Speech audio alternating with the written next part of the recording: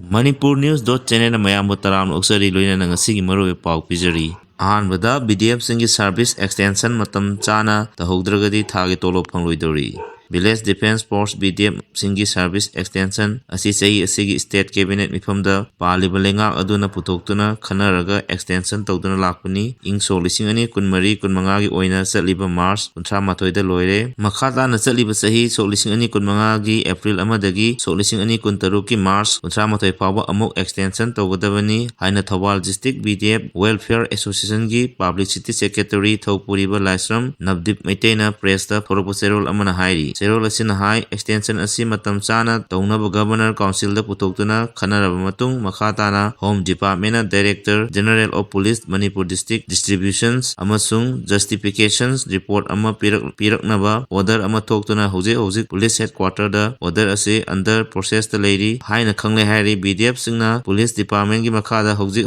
asigi law and order ngakpada amade miyam gi punsi amasung lantung ngak cheliba asida asobo thodang ama loriba oibana state government na BDF singi service asi matam chana extension tawiduna thagi honorium spending leitanaba mari lenaba singi puning chingsalakli makhataba fawda ngasi nungtil Imphal gi thangmaiban chairok singda mafam khangdana Horokpa maina lamai salakre mai sakwa adu manak nakpada leiba miyoi sing amadi arambai tengkol unit nifu manganas khanglakpadagi mai kanwagi thabak chathakhibaga loinana khudakta Manipur Fire Service ta pau pidana matam chana fire service ki kangu laktuna miyam ga punna mai kanwagi thabak chathakre hairi makhata ba update da potchai pusalpa gari chama Imphal changlakre ngasi ayuk pung 6 makhai taba matamda chama ga mapan CRPF C company na ngak senduna petrol diesel LPG amadi atai chana thaknaba polam sing pusalpa gari sama Imphal gi damakta jiribam thadokre haina ekhogi jiribam pamuina pirakpa pau amana hairi pau sin hai gari sama asigi manungda LPG bullet mapan petrol tanker 19 diesel taraga mapan mix ama LPG cylinder gari tara puna gari khongfu tare ni aduga sana thaknaba polam sing pusalakhiba gari 30 gi manungda FCI gi gari tara gehu gari tara thum gari ama army goods gari ama yauri hairi Imphal jiribam lambi thingbai khongjang changsalamba du yanaba porakpa hantokre National Highway number 38 Imphal Jiri lambi asi matam sangna sembidabagi khoisaunaraba lambi asigi nak yata leiba miyamna hokiba tang 12 dagi hauna Oriental College mapadagi pasoi part 1 phawgi marakta miyamna tongan ba mafamsingda lambi thingduna khongjang changsalakhiba adu ngasi Imphal West ki DC ga NSI DCL amasung khongjang loisinga unaduna wari sanaraba matung yanaba porakpadagi numit marini suba numitagi lambi thingbai khongjang hantokre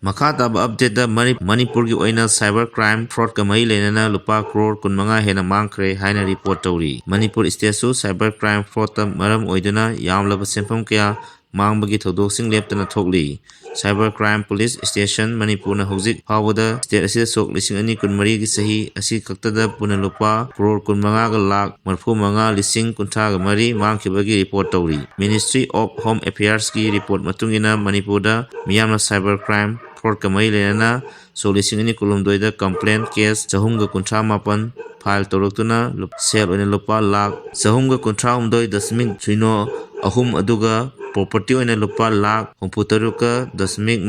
marini hairi official oiba pau matung ina yamna common oina cyber crime singi manungda mobile phones computer auto telling machine ATM phishing malware amasung identity threat casing ni hiram asiga mai lenana Manipur government na state cyber crime reporting portal launch tawduna issue sing asi thengnanaba kana honari hairi Manipur gi oina yamna common oiba cyber crime fraud casing asi micham miyambu social media sing platform sing dagi makhoi gi mobile phone sing gi kutangda defraudings amadi blackmailings bank amasung ATM singi detail lorba matungda sathei aduga cyber crime fraud asigi victim oiriba miyoi ayamba income nemba miyoi singi nomi kusumal amadi saving sing chawthoknaba hotnabada victim oikiba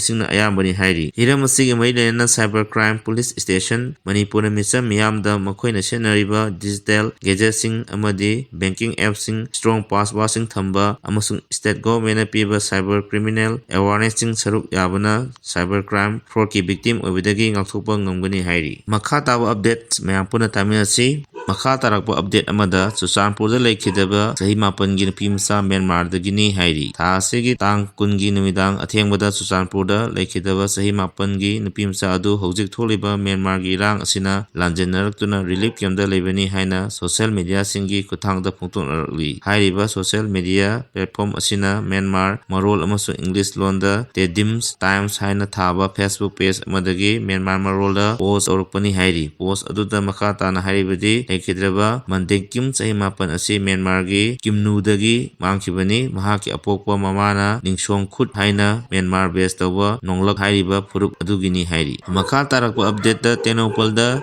ꯂꯦꯠꯄꯥꯎ Haokip vote ꯀꯥꯅꯕ ꯍꯣꯠꯅꯕꯗ ꯅꯥꯔꯣꯟꯗ ꯍꯥꯞꯆꯟꯈꯤꯕ ꯚꯣꯇꯔꯁꯤꯡ ꯊꯤꯗꯣꯛꯃꯤꯟꯅꯁꯤ꯫ L Rameshwor ꯍꯧꯖꯤꯛ ꯂꯝꯗꯝ ꯑꯁꯤꯗ ꯂꯩꯔꯤꯕ ꯃꯤꯌꯥꯝꯅ ꯋꯥꯔꯤꯕ ꯑꯁꯤ ꯃꯤꯌꯥꯝꯒꯤ ꯃꯤꯍꯨꯠꯅꯤ ꯍꯥꯏꯅ ꯂꯩꯔꯒ ꯆꯤꯟꯗ ꯐꯖ ꯐꯖꯕ ꯋꯥ ꯉꯥꯡꯂꯒ ꯇꯧꯊꯣꯔꯛꯄꯗꯅ ꯑꯃ ꯑꯣꯏꯕꯗꯒꯤꯅꯤ꯫ ꯇꯦꯅꯧꯄꯜꯗ BJPꯒꯤ MLA ꯂꯦꯠꯄꯥꯎ ꯍꯥꯎꯀꯤꯞ ꯚꯣꯠ ꯀꯥꯅꯅꯕ ꯍꯣꯠꯅꯕꯗ ꯃꯤꯇꯣꯞ ꯀꯌꯥ ꯚꯣꯇꯔ ꯂꯤꯁꯇ ꯍꯥꯞꯆꯟꯈꯤꯕ ꯑꯗꯨ ꯊꯤꯗꯣꯛꯃꯤꯟꯅꯁꯤ ꯍꯥꯏꯅ ꯀꯩꯔꯥꯎ ꯑꯦꯁꯤꯗꯒꯤ ꯀꯥꯔꯛꯈꯤꯕ BJPꯒꯤ MLA ꯂꯧꯔꯦꯝꯕꯝ ꯔꯥꯃꯦꯁꯣꯔꯅ ꯐꯣꯡꯗꯣꯛꯈ꯭ꯔꯦ꯫ ꯂꯧꯔꯦꯝꯕꯝ ꯔꯥꯃꯦꯁꯣꯔ ꯃꯩꯇꯩꯅ ꯍꯥꯏ ꯉꯁꯤ ꯃꯅꯤꯄꯨꯔꯒꯤ ꯃꯤꯌꯥꯝꯅ ꯋꯥꯔꯤꯕ ꯑꯁꯤ ꯃꯤꯌꯥꯝꯒꯤ ꯃꯤꯍꯨꯠꯅꯤ ꯍꯥꯏꯅ ꯂꯩꯔꯤꯕꯁꯤꯡ ꯑꯁꯤꯅ ꯃꯕꯨꯛꯆꯦꯜ ꯁꯦꯡꯗꯕꯗꯒꯤ ꯊꯣꯛꯄꯅꯤ꯫ ꯆꯤꯟꯗ ꯐꯖ ꯐꯖꯕ ꯋꯥꯐꯝ ꯀꯌꯥ ꯐꯣꯡꯗꯣꯛꯂꯒ ꯇꯧꯊꯣꯔꯛꯄꯅ ꯑꯃꯒ ꯑꯃꯒ ꯅꯨꯡꯁꯤꯅꯗꯅꯕ ꯇꯧꯕꯗꯒꯤ ꯊꯣꯛꯂꯤꯕꯅꯤ꯫ ꯔꯥꯃꯦꯁꯣꯔꯅ ꯃꯃꯤꯡꯗꯤ ꯄꯟꯗꯅ ꯍꯥꯏꯈꯤ꯫ ꯄꯣꯂꯤꯇꯤꯁꯤꯌꯥꯟꯁꯤꯡꯒꯤ ꯃꯔꯛꯇ ꯃꯥꯒꯤ ꯅꯨꯄꯤ ꯚꯣꯠ ꯀꯥꯅꯅꯕ ꯍꯣꯠꯅꯕꯗ ꯃꯤꯇꯣꯞꯁꯤꯡꯕꯨ ꯚꯣꯇꯔ ꯂꯤꯁꯇ ꯍꯥꯞꯆꯤꯟꯕ, ꯇꯦꯡꯅꯧꯄꯜꯗ ꯃꯇꯧ ꯀꯔꯝꯅ ꯂꯦꯠꯄꯥꯎ ꯍꯥꯎꯀꯤꯞꯅ ꯚꯣꯠ ꯀꯥꯈꯤꯕꯒꯦ ꯍꯥꯏꯕꯁꯤ ꯈꯟꯅꯔꯕ ꯋꯥꯐꯝꯅꯤ꯫ ꯃꯍꯥꯛꯅ ꯍꯥꯏ ꯃꯇꯝ ꯑꯗꯨꯗ ꯇꯦꯡꯅꯧꯄꯜꯗ ꯃꯤꯇꯣꯞ ꯀꯌꯥ ꯑꯃ ꯑꯙꯥꯔ ꯄꯣꯂꯥꯡ ꯄꯤꯛ ꯊꯟꯅ ꯁꯥꯔꯒ ꯄꯤꯗꯨꯅ ꯚꯣꯇꯔ ꯆꯟꯁꯤꯟꯍꯟꯈꯤꯕꯒꯤ ꯋꯥꯔꯤ ꯂꯩꯔꯤ꯫ ꯃꯇꯝ ꯑꯗꯨꯗ ꯇꯦꯡꯅꯧꯄꯜꯒꯤ ꯀꯪꯒ꯭ꯔꯦꯁꯀꯤ MLAꯅ ꯃꯔꯤ ꯂꯩꯅꯕ ꯑꯣꯊꯣꯔꯤꯇꯤꯗ ꯃꯤꯇꯣꯞꯁꯤꯡꯕꯨ ꯚꯣꯇꯔ ꯂꯤꯁꯇ ꯍꯥꯞꯆꯤꯜꯂꯤꯕ ꯈꯪꯗꯣꯛꯅꯕ ꯍꯥꯏꯖꯔꯒꯁꯨ ꯀꯅꯥꯅꯁꯨ ꯇꯥꯕꯤꯈꯤꯗꯦ꯫ ꯃꯔꯝ ꯑꯗꯨꯅ ꯑꯁꯤꯒꯨꯝꯕ ꯃꯤꯇꯣꯞꯁꯤꯡꯗ ꯚꯣꯇꯔ ꯍꯥꯞꯆꯤꯟꯈꯤꯕ ꯀꯌా ꯑꯗꯨ ꯊꯤꯗꯣꯛꯃꯤꯟꯅꯁꯤ꯫ ꯆꯤꯟꯗ ꯑꯐꯕ ꯁꯥꯗꯅ ꯋꯥ ꯉꯥꯡꯕ ꯑꯃꯗꯤ ꯅꯨꯄꯤ ꯚꯣꯠ ꯀꯥꯅꯅꯕ ꯃꯤꯇꯣꯞ ꯀꯌꯥ ꯑꯃ ꯄꯨꯁꯟꯕ ꯑꯗꯨꯒ ꯃꯅꯥꯎꯅꯨꯄꯥꯗꯅ ꯎ ꯂꯂꯣꯟꯍꯟꯕ, ꯆꯤꯟꯗꯅ ꯏꯟꯚꯥꯏꯔꯣꯟꯃꯦꯟꯠ ꯀꯟꯒꯗꯕꯅꯤ ꯍꯥꯏꯕ ꯀꯌꯥ ꯑꯁꯤꯅꯗꯤ ꯁꯥꯟꯇꯤ ꯄꯨꯔꯛꯄ ꯉꯝꯂꯣꯏ꯫ ꯇꯨꯡꯗ ꯑꯗꯨꯃꯛ ꯐꯨꯔꯨꯞ ꯃꯁꯦꯜ ꯅꯨꯡꯁꯤꯅꯔꯛꯇꯗꯨꯅ ꯈꯠꯅꯔꯛꯀꯅꯤ꯫ ꯍꯧꯖꯤꯛꯇꯤ ꯁ꯭ꯇꯦꯠ ꯑꯁꯤꯒꯤ ꯃꯤꯌꯥꯝ ꯍꯧꯈꯤꯕ ꯐꯦꯕ꯭ꯔꯨꯋꯥꯔꯤ 8ꯗꯒꯤꯁꯨ ꯃꯄꯨꯅꯤꯡꯗ ꯆꯔꯥꯡꯅꯕ ꯂꯩꯔꯝꯕ ꯑꯗꯨ ꯈꯔꯁꯨ ꯑꯣꯏꯔꯕꯁꯨ ꯏꯪꯊꯔꯝꯂꯒꯅꯤ ꯍꯥꯏꯅ BJPꯒꯤ MLA ꯔꯥꯃꯦꯁꯣꯔꯅ ꯃꯃꯤꯡꯗꯤ ꯄꯟꯗꯗꯨꯅ ꯂꯨꯆꯤꯡꯕ ꯑꯃꯒꯤ ꯃꯊꯛꯇ ꯑꯀꯟꯕ ꯋꯥꯐꯝ ꯊꯝꯈꯤ꯫ ꯑꯊꯨꯕ ꯃꯇꯝꯗ ꯂꯝꯗꯝ ꯑꯁꯤꯗ ꯂꯩꯃꯤꯟꯅꯔꯤꯕ ꯐꯨꯔꯨꯞ ꯈꯨꯗꯤꯡꯃꯛꯅ ꯆꯞ ꯃꯥꯟꯅꯕ ꯃꯤꯠꯌꯦꯡꯗ ꯌꯦꯡꯕ ꯉꯝꯕ ꯑꯗꯨꯒꯨꯝꯕ ꯂꯨꯆꯤꯡꯕ ꯑꯃꯁꯨꯡ ꯆꯤꯐ ꯃꯤꯅꯤꯁꯇꯔ ꯍꯥꯞꯂꯒꯅꯤ ꯍꯥꯏꯕꯒꯤ ꯆꯥꯎꯅ ꯊꯥꯖꯕ ꯂꯩꯔꯦ꯫ ꯃꯇꯝ ꯑꯗꯨꯗ ꯃꯍꯧꯁꯥꯒꯤ ꯃꯅꯤꯄꯨꯔ, ꯆꯠꯊꯣꯛ ꯆꯠꯁꯤꯟꯗ ꯑꯄꯟꯕ ꯂꯩꯇꯕ ꯃꯅꯤꯄꯨꯔ ꯑꯃ ꯁꯣꯏꯗꯅ ꯄꯨꯔꯛꯄ ꯉꯝꯂꯒꯅꯤ ꯍꯥꯏꯅꯁꯨ ꯔꯥꯃꯦꯁꯣꯔꯅ ꯐꯣꯡꯗꯣꯛꯈꯤ꯫ ꯄꯥꯎ ꯑꯁꯤꯒ ꯂꯣꯏꯅꯅ ꯉꯁꯤꯒꯤꯗꯤ ꯃꯔꯨꯑꯣꯏꯕ ꯄꯥꯎ ꯄꯤꯖꯕ ꯃꯇꯥꯡ ꯑꯁꯤꯗ